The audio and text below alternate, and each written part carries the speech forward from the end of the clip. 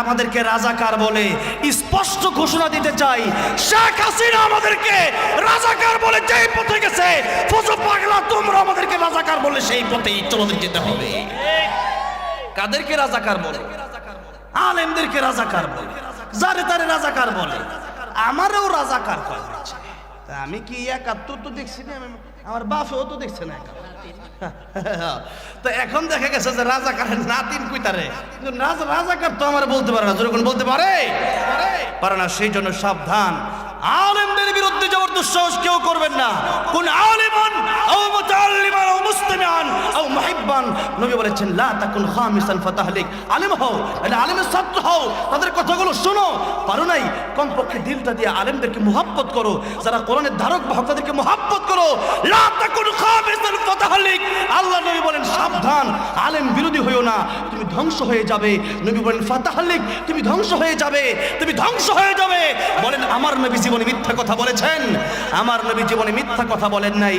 তাহলে আলেমদের বিরুদ্ধে যারা কথা বলবে, যারা আলেম বিদ্বেষী হবে, এরা খাসিরা দুনিয়া ওয়াল আখিরা, দুনিয়াতেও এরা ধ্বংস হবে, আখিরাতেও তারা ধ্বংস হবে, এতে কোনো সন্দেহ নাই। সেই জন্য আলেমদেরকে নিয়ে আপনারা সিনেমিনি খেলবেন না, আলেমদেরকে সম্মান করবেন। হ্যাঁ, আলেমদের অনেক কথা আপনাদের দেখা গেছে একটু কষ্ট লাগতে পারে, মনে রাখবেন আল্লাহর কসম, আল্লাহর কসম, আল্লাহি বিল্লাহি তাল্লাহি, আল্লাহর কোরআন থেকে যদি কথা না বলি, আমাকে আপনারা সাথে সাথে স্টেজ থেকে নামায় দিবেন।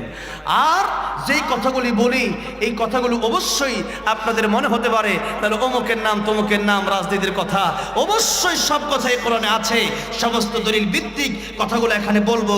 যখনই আমাকে বলা হবে দলিল দেন, আমি দলিল দিয়ে দেব। আর যদি এমনটা হয় যে আপনারা কোরআন হাদিস ডাইরেক্ট মানেনই না, আপনাদেরকে যত দলিল দেওয়া হয় আপনারা মানেন না, তাহলে তো আর লাভ নাই। সেই জন্য আপনাদেরকে বলতে চাই, পৃথিবীতে এমন কোনো জিনিস নাই যে জিনিসের ব্যাপারে আল্লাহর কোরআন নাজিল হয় না। ইসলাম, কোরআন হচ্ছে পূর্ণাঙ্গ জীবন বিধান, ইসলাম হচ্ছে পূর্ণাঙ্গ জীবন বিধান। জীবনে যা কিছু প্রয়োজন, এই পরিবার, খাওয়া দাওয়া, চলা ফেরা, ব্যবসা বাণিজ্য, চাকরি বাকরি, এরপরে রাজনীতি, সব কিছুই আল্লাহর কোরআনে আছে না নাই? আছে। সেই জন্য তাবারাকাল্লাযী বিয়াদিহিল মুলক, রাজত্ব, সমস্ত ক্ষমতার মালিক কে? আল্লাহ। এটা তো আল্লাহ রাব্বুল আলামিন এটা ঘোষণা দিয়েই দিয়েছেন। এরপরেও রাজনীতির কথা বলতে গেলে অনেক সময় অনেকে আমাদেরকে বলেন এই কথাটা, যে দেখা গেছে যে আপনার রাজনীতি কেন করেন? তো আমি বলি যে আমার নবী রাজনীতি করেছেন, 10 বছর প্রেসিডেন্ট ছিলেন না? আবু বকর রাজনীতি করেছেন, ওমর রাদিয়াল্লাহু রাজনীতি করেছেন, হযরত উসমান রাদিয়াল্লাহু রাজনীতি করেছেন, আলী রাদিয়াল্লাহু রাজনীতি করেছেন।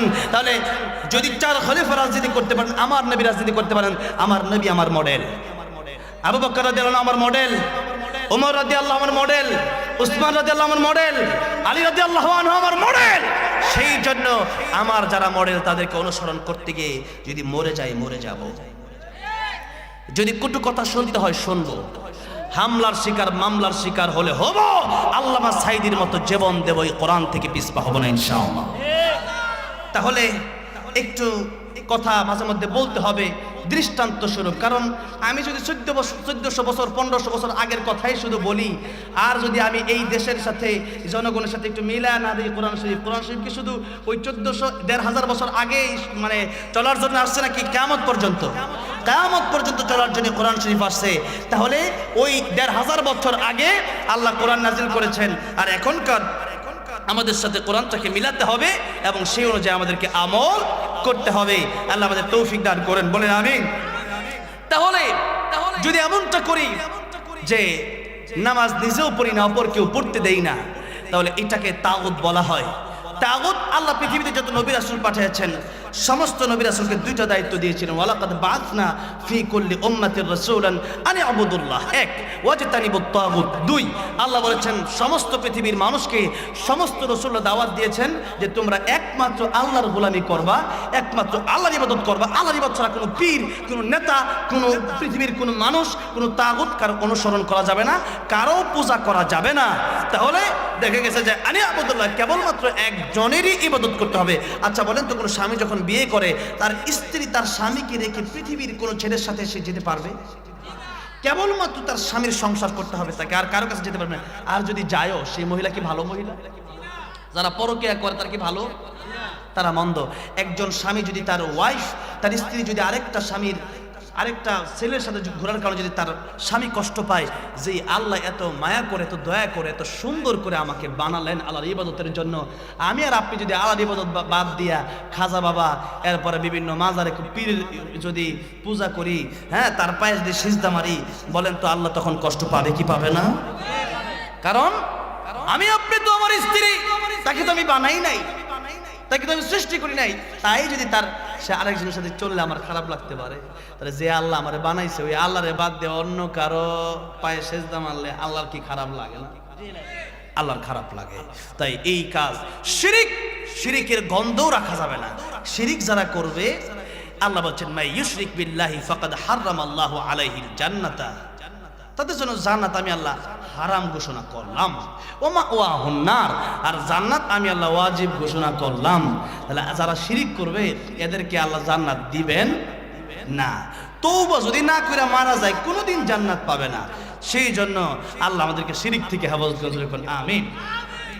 আর যদি এমন হয় যে নিজেও ইবাদত করি না, নিজে নামাজ পড়ি না, অন্যকে নামাজ পড়তেও দেই না, নিজেও কোরআন মানি না, আরেকজনকে কোরআন আর আইন মানতে দেই না, নিজেও ইসলাম মানি আরেকজনকে ইসলাম মানতে দেই না, তাহলে আমি হব তাগুত। তাগুত হচ্ছে শয়তান, তাগুত হচ্ছে তারা যারা আল্লাহর কোরআন নিজেও মানে না, আরেকজনকে মানতেও দেয় না।